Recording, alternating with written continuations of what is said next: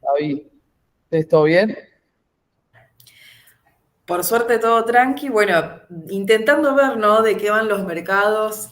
Todos los días nos levantamos, vemos los diarios, a ver si podemos a ver, visualizar las animosidades. Así que bueno, gracias por sumarte y te dejamos la presentación. Bien, Gracias. buenísimo. Bueno, bien, digamos, poniendo un poco en contexto dónde nos encontramos. O sea, hasta la primera vuelta, veníamos en una situación de nerviosismo extremo del mercado que venía desde la PASO, donde a Milei, digamos, había sacado 30 puntos, y se había materializado un poco la posibilidad de una dolarización, digamos, de que se lleven efectivamente adelante sus propuestas más extremas, ¿no? Desde la primera vuelta, donde se rebalancearon un poco esos resultados hacia una situación un poco más equilibrada, hoy, digamos, más cercano a 50 y 50, claramente esa probabilidad de dolarización baja y empieza a jugar la probabilidad del escenario de masa, digamos, ¿no?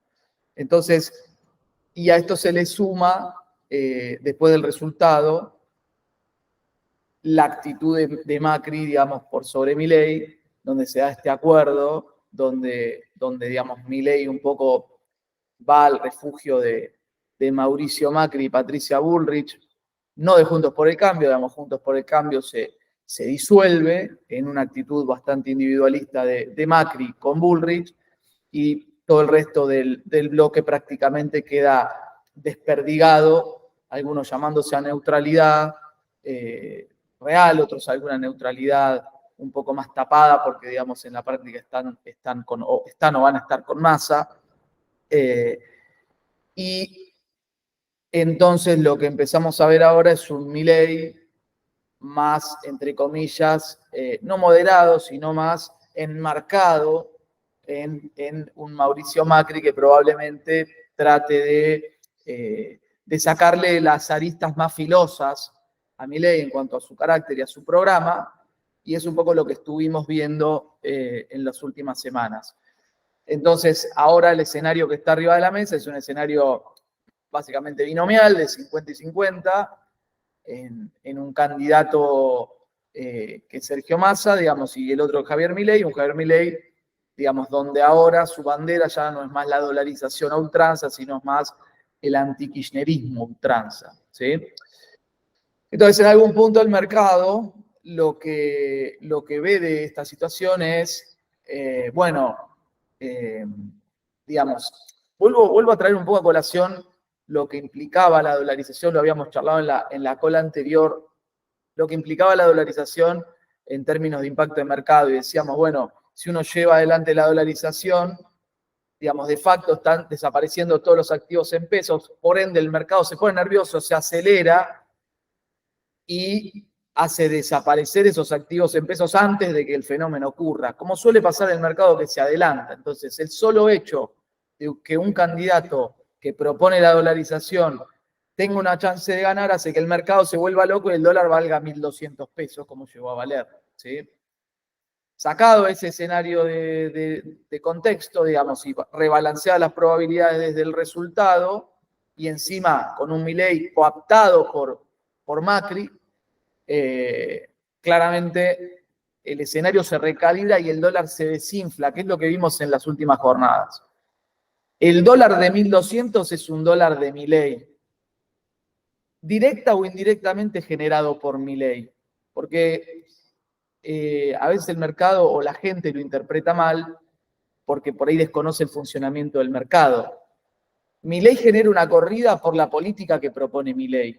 Y además él la fomentó ese día que fue y dijo de los plazos fijos y demás, a propósito, porque también mencionamos en el anterior espacio que tuvimos juntos el tema de esta bala de plata que tenía Milei, de ganar en primera vuelta, generar una corrida antes de asumir, conseguir llevar el dólar a 2.000, 3.000 pesos, conseguir 15.000 billones de dólares y dolarizar, ¿no? Eso lo habíamos explicado la vez anterior.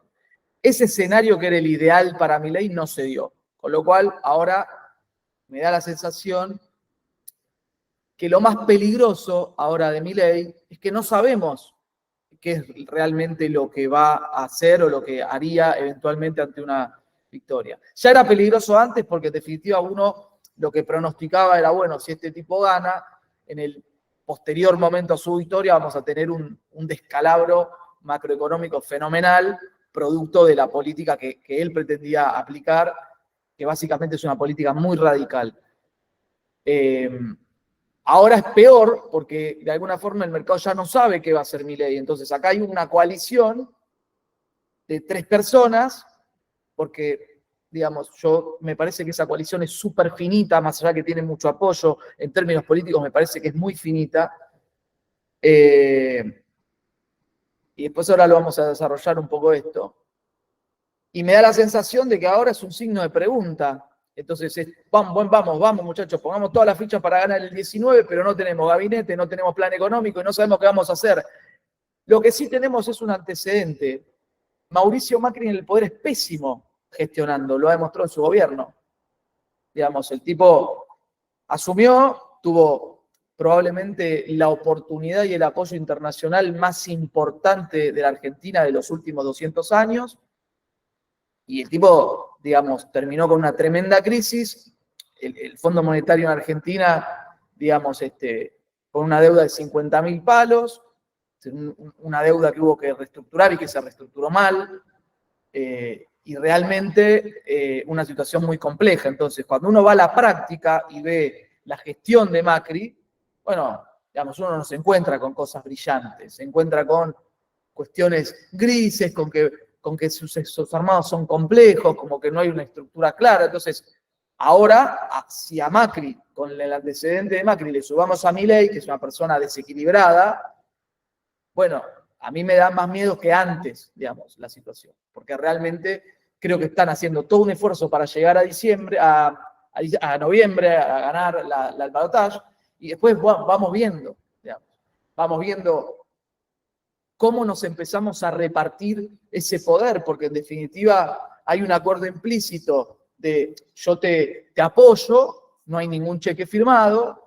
y en definitiva es, bueno, ¿qué pasa cuando Milei agarra la lapicera? ¿Cómo empieza a transar poder, gabinete y demás con Mauricio Macri? ¿Para hacer qué? No llegan ni a palos en 10 días a definir un programa económico, porque encima vuelvo, lo que el mercado espera de Milei es un cambio radical, no es, bueno, una continuidad del cepo, ¿entendés? O sea, el mercado está esperando un cambio en ese lado de la moneda. Entonces, si ellos no tienen un programa y yo te puedo apostar lo que quieras, que en 10 días no lo generan, porque él ya escondió a 2 de sus principales economistas, escondió él del lado de Juntos por el Cambio, hay por lo menos 2 de los principales que nosotros sabemos perfectamente que no quieren agarrar digamos, un rol, digamos, en el gobierno de Milei. Bueno, la pregunta es con quién va a hacer lo que va a hacer. No sabemos ni quién lo va a hacer ni cómo lo va a hacer. Esto es un problemón, porque plantea un gran enigma en el caso de que Milei llegue a ganar. Eso por un lado. Por el lado de Sergio Massa, a mí me da la sensación que Massa, en el caso de que gane, va a lograr, digamos, un alineamiento de poderes, de esferas de poder de la Argentina, muy importante, ¿sí? O sea, hace muchísimos años que en Argentina no hay un liderazgo unipersonal marcado, y si querés haciendo un poco de historia, desde Kirchner, desde Néstor, pasando por Cristina. Néstor me parece que fue el último liderazgo marcado, y si querés el primer gobierno de Cristina, pero desde el segundo gobierno de Cristina, donde ya Cristina claramente se radicalizó en sus políticas, ni hablar el gobierno de Macri, donde había un gabinete inentendible con muchísimos interlocutores, pasando por el gobierno de Alberto, que claramente era un gobierno de 2 personas, uno al poder, el otro por detrás, que tampoco tuvo figuras de peso. O sea, hace 12, 15 años que Argentina no tiene un liderazgo alineado en una persona. Entonces, sin valorar a Massa, digamos, como dirigente, me parece que el solo alineamiento en una persona que tiene un joystick y que tiene la capacidad de manejar, digamos, los resortes de poder, me parece que eso va a ser muy positivo, digamos, para la economía. Y ampliando un poco en esto, creo que también otra ventaja que tiene él es que hace 1 año y medio que viene manejando, digamos, la botonera de la economía, y no me refiero a cómo la viene manejando, si la viene haciendo bien o la viene haciendo mal, porque ahí tendríamos que desarrollar un poco más por qué hoy, digamos, él está terminando con 150 puntos de inflación, digamos, pero eso es para charlarlo en otro apartado, ¿no? Pero el tipo conoce la botonera, es decir, conoce a quién llamar, conoce hoy cómo está operando el mercado del doblado de cambios, conoce cómo está operando el contado con liquidación, cómo contener el contado, cómo manejar las importaciones, las exportaciones. Es decir, es un tipo que ya viene piloteando.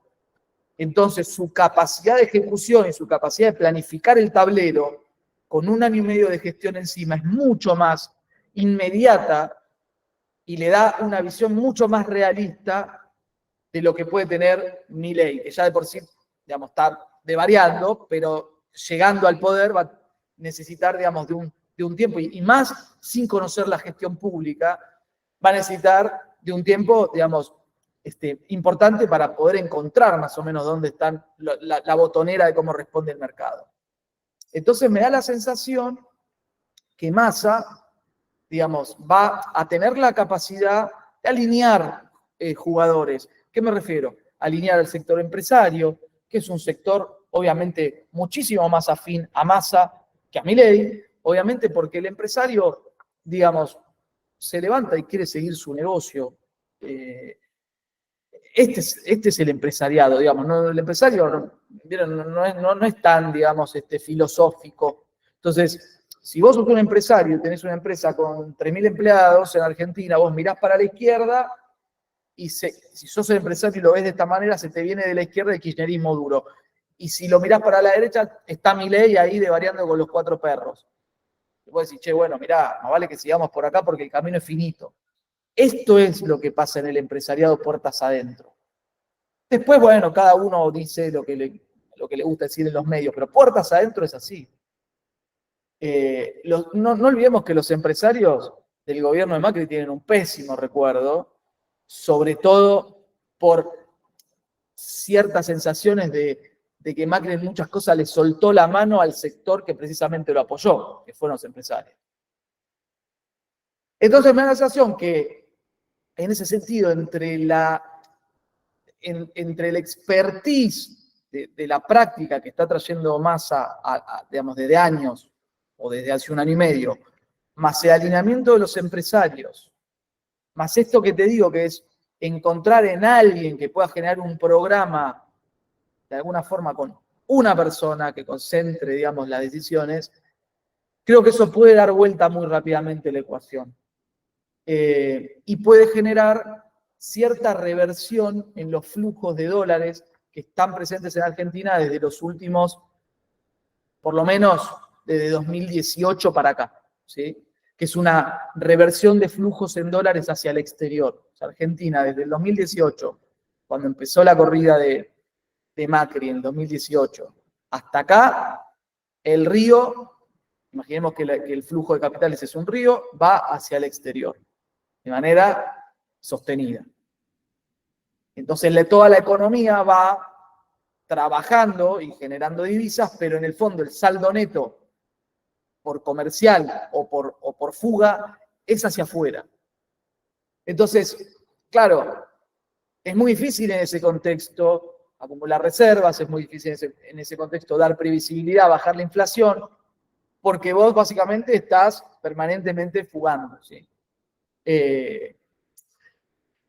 Me da la sensación que puede darse un cambio de expectativas y un apoyo, digamos, obviamente en términos de negociación, que pueda revertir ese flujo y que pueda generar cierta reversión que no se da en Argentina desde hace 8 años, por lo menos.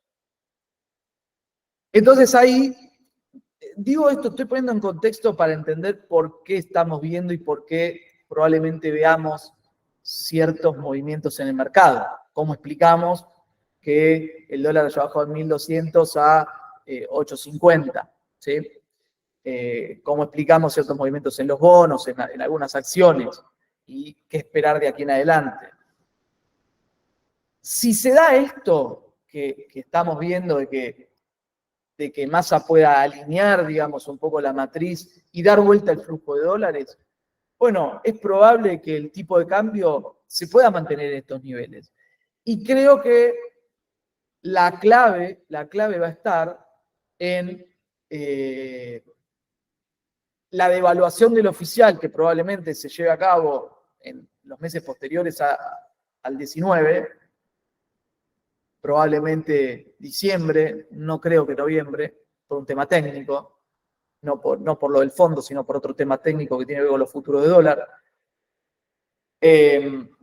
Esa devaluación que probablemente tal vez sea 500 pesos, 520 pesos, según un poco el consenso de mercado, de darse esa devaluación y lograr que el dólar, de que el contado con liquidación o el blue queden en niveles de 850, 900 pesos, sería una noticia excelente para el mercado porque llevaría la brecha a niveles del 70%, es decir, si hacemos la cuenta finita y vemos lo que sería 850 sobre 520, estaríamos en brecha del 60%, y eso es histórico, digamos, es por debajo del promedio del cepo histórico. Entonces, me parece que ahí está la clave, ¿no? Ahí está en qué pasa cuando Massa, en el caso de que gane, devalúe el oficial, si mantiene la brecha en 60 puntos, me da la sensación que eso va a ser un boom en el mercado, un boom en el buen sentido. ¿Qué quiero decir? Porque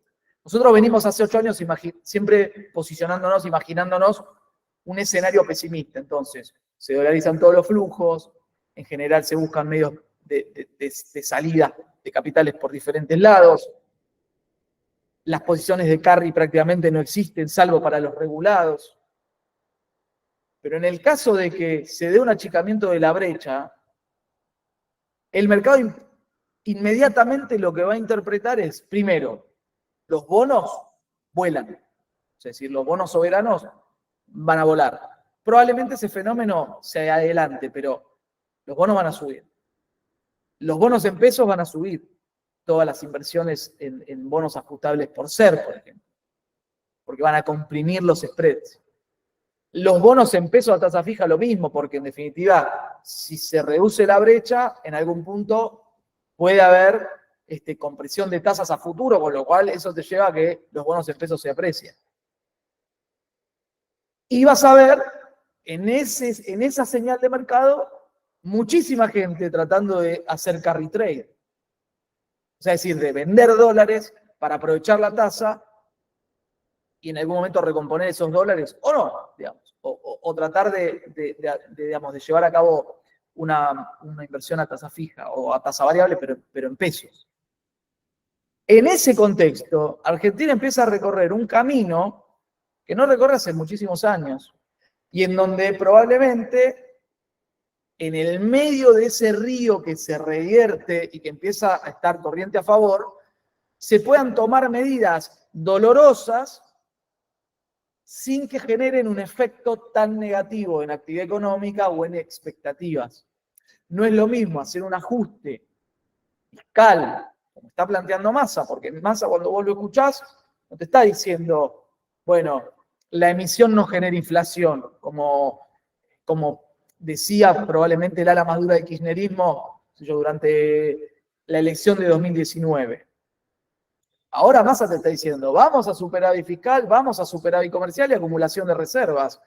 O sea, que era la libretita famosa de Kirchner cuando tomaba nota de cómo venía el resultado comercial, el resultado fiscal, la acumulación de reservas y cuánto le iba a pagar el Fondo Monetario. Que guarda, vamos a ver qué hace Massa con el Fondo Monetario, porque no lo sé, digamos, él se lo escucha decir, digamos, que la negociación fue mala y demás. En un contexto donde hay flujo de dólares, por ahí le puede plantear al fondo una renegociación o algo, lo cual sería aún más positivo. Creo que eso lo debería hacer en un contexto donde si él tiene holgura y le empieza a ir bien, tiene espacio para hacer ese negocio. Entonces acá lo que yo planteo un poco, y es el escenario que quiero dejar arriba de la mesa, digamos, uno cuando prende la tele ve, digamos, todo es una catástrofe, pero hay una posibilidad de que Argentina se acomode y que tenga un 2024 bueno. Ojo, entendamos lo que es un 2024 bueno.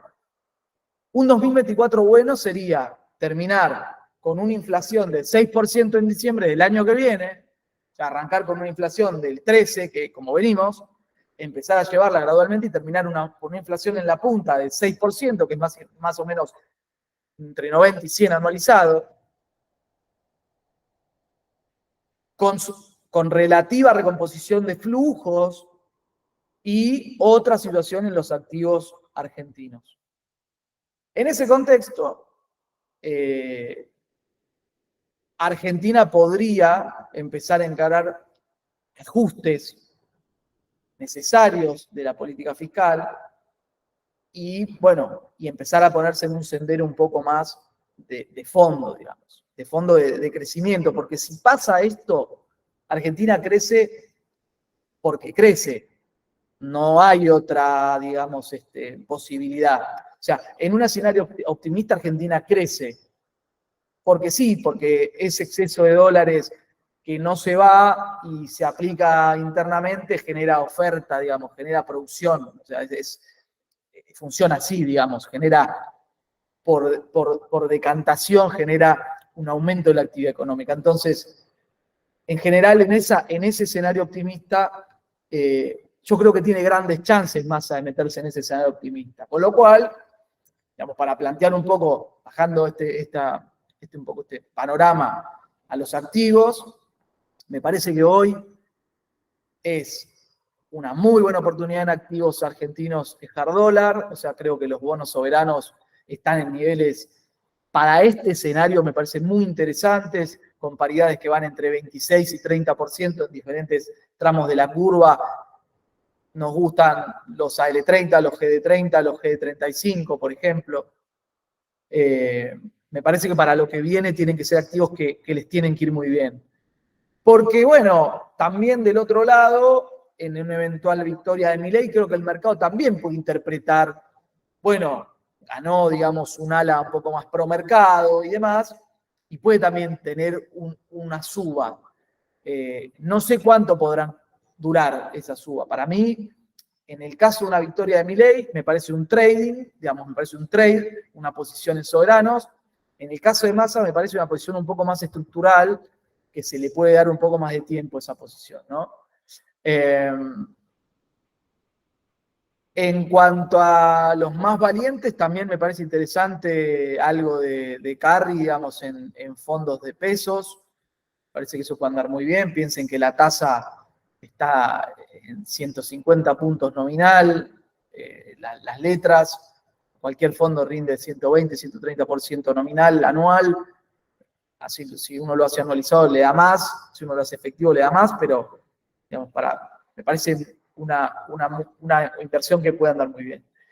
Y después, por el lado de las acciones que más castigadas estuvieron por el lado de la victoria de Milei fueron, por ejemplo, los bancos, Galicia, que bajó desde 18 mangos, desde 18 dólares la acción a 11 dólares la acción, y hoy sigue cotizando entre 11 y 12.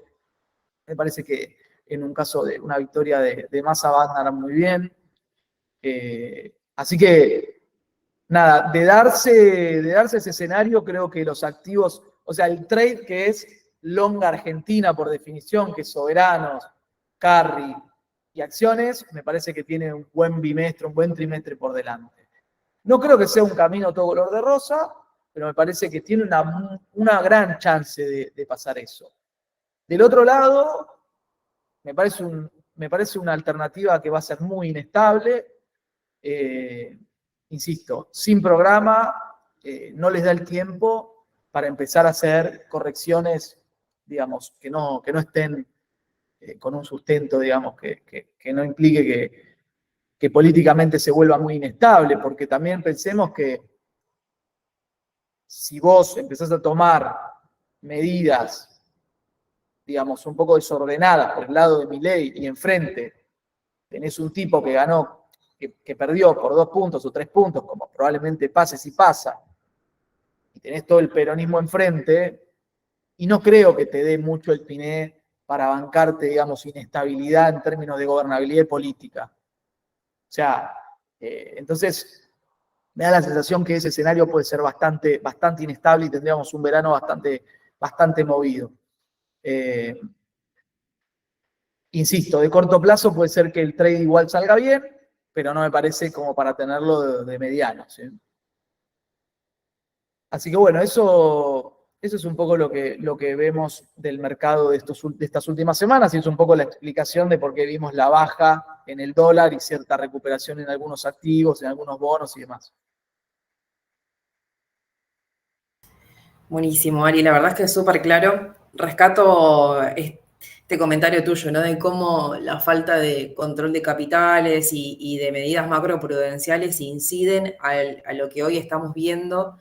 Y bueno, y esa falta de liderazgo, ¿no? Político que vemos hace bastante tiempo ya y que, bueno, claramente se vio después de las elecciones que esto hace muchísima falta. Así que, bueno. Creo que sí. ¿Alguien tiene alguna consulta? Siéntase libre de desmutearse o ponerlo en el chat. Si no hay preguntas, voy a encarar otro tema que me parece interesante. Bueno, dale. Todo tuyo el micrófono. Hay que entender cómo es el análisis macro frente a las dos propuestas que hay hoy arriba de la mesa. Una, o que había, pero que, bueno, digamos, en algún punto sigue estando, que es la dolarización. ¿Cómo analizamos la macro frente a una dolarización y cómo analizamos la macro frente a alguna política diferente a la dolarización? Cuando uno va a analizar la dolarización, es un análisis de límites. ¿Qué significa esto? Es un análisis radical, es un análisis donde hay que liquidar el Banco Central. Entonces, liquidar el Banco Central implica sacar de circulación todos los activos en pesos, circulante y bonos. Entonces, y las famosas LELIQs, ¿no? Que son bonos también. Entonces, en definitiva, lo que lleva aparejado la dolarización es que el mercado se comporte de una manera radical, porque la medida es radical. Yo comparo esto a cuando uno va a vender un negocio. Si uno tiene un negocio y lo va a vender, una cosa es vender un negocio llave en mano funcionando y otra cosa es vender un negocio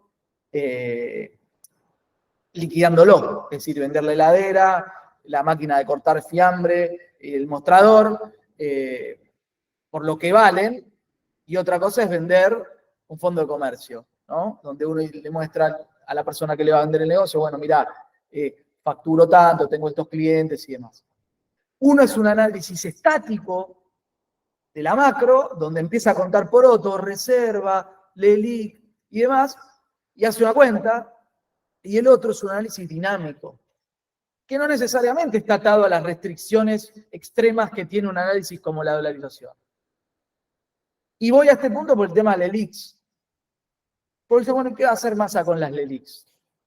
Bueno, mirá, mi respuesta es, si la economía revierte flujos y hay un alineamiento político y económico, en 2 meses nadie va a hablar de las LELIQs. ¿Se entiende? ¿Por qué nadie va a hablar de las LELIQs? Porque si la brecha se acorta, si la tasa baja, si se desinfla la nominalidad de la economía de alguna forma, también las LELIQ empiezan a licuarse dentro del crecimiento de Argentina, dentro de un círculo un poco más virtuoso. En ese escenario no hace falta analizar si las LELIQ son el 2-3% del producto o lo que sea, porque es un análisis dinámico. Entonces, problemas que surgen cuando uno analiza la dolarización como un hecho macroeconómico no son un problema en un análisis dinámico, si vos lográs cierta dinámica de la macro. O sea, si vos lográs un flujo de capitales positivos de una economía que empiece a crecer y se desinfle, las LELIQ no son un problema. Porque empiezan a absorberse de manera endógena. Un programa es un programa radical de shock y desaparición de la moneda, y el otro es un programa de estabilización endógena con flujos positivos. Es decir, es un programa donde la macro se estabiliza por adentro del modelo, no rompiendo el modelo, ¿sí? Es por un cambio de expectativas. Entonces eso me parece interesante marcarlo, porque no es lo mismo cuando uno le pregunta a Milei, che, ¿vos qué vas a hacer con las LELIQ? Y automáticamente la única respuesta posible, che, voy a hacer un Bonex, aunque no lo digan. Ayer me llamó la atención en el debate de vices, cuando Villarruel le dice, Rossi dice, che, ¿y la dolarización sin dólares cómo lo hace? Bueno, la gente tiene ahorros en dólares. Ah, bueno, ahora entendí entonces de dónde va a salir la dolarización, de los ahorros de la gente. Entonces, ojo, porque cuando uno plantea de un lado, uno mira la LELIQ y dice, che, para solucionar esto, Bonex, y te das vuelta inmediatamente y mirás los bancos, porque al que le hacen el canje es al banco y atrás los depositantes. Entonces, por eso uno dice, che, ¿por qué Galicia pasó de valer 18 dólares antes de las PASO a 11 dólares 10 ruedas después de las PASO? Bueno, por esto, porque el efecto de un posible plan Bonex.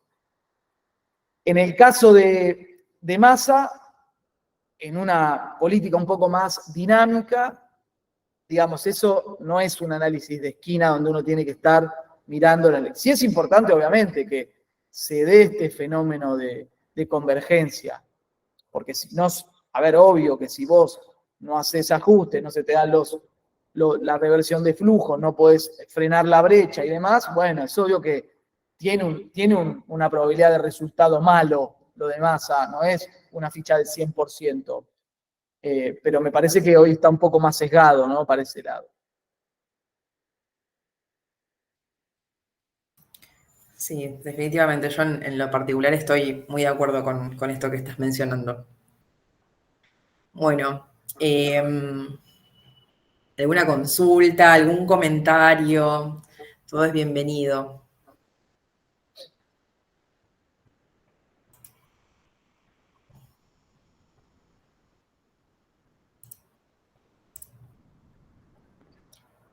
Acá por WhatsApp me mandan lo siguiente.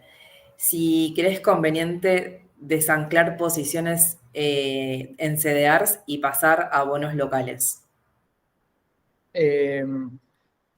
Bueno, no me parece mal. No me parece mal. O sea, es una posición dolarizada en la misma moneda, son dólares cable y me parece que en uno estás pasando. El subyacente, en uno es un activo con 25% de paridad y en el otro es una acción extranjera, que depende del caso, están más o menos interesantes. Pero a mí me parece que la ficha de soberanos tiene mucho atractivo hoy en día. Bien.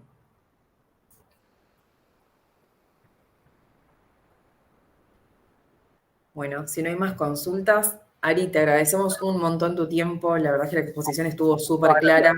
Me gustó esta línea, ¿no? que hiciste desde cómo venimos hace casi 10 años para explicar cómo estamos hoy, básicamente. Gracias. Bueno, Ari, te dejo un abrazo gigante. Gracias a todos por unirse. Que tengan buen día.